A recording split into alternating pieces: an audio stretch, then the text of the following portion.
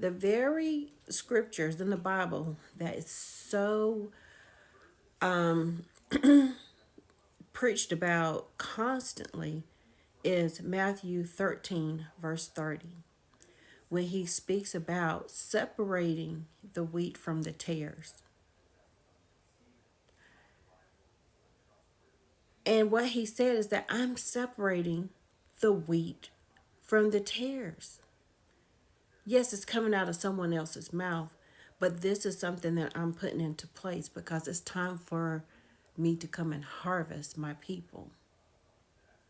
And the thing is that Yahuwah can definitely see who's the wheat and who's the tares because he already has the book of life with the names written in it.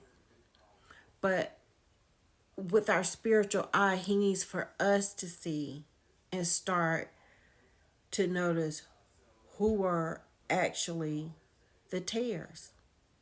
Because when you have a garden and you're growing and you're trying to produce good, fruit, good vegetation, good, flowers,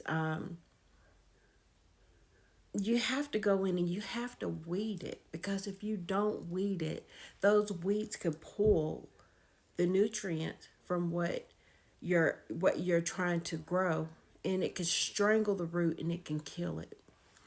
So you have to go out there and you have to constantly keep weeding and pulling it out so that you can get good fruit.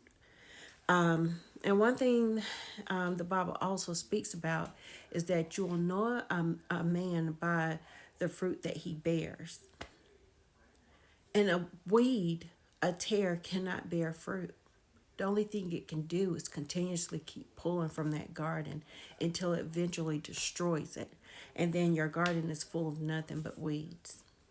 As in the Most High said, he's not going to let that happen. He is going to harvest his good fruit. But what he had to do is let his good fruit live amongst those tares until it was time to get it separated. Because he needed us to see with our spiritual eye who was the weed and who was the fruit. Because as long as you're living amongst the weeds, the tares, you'll never be able to grow.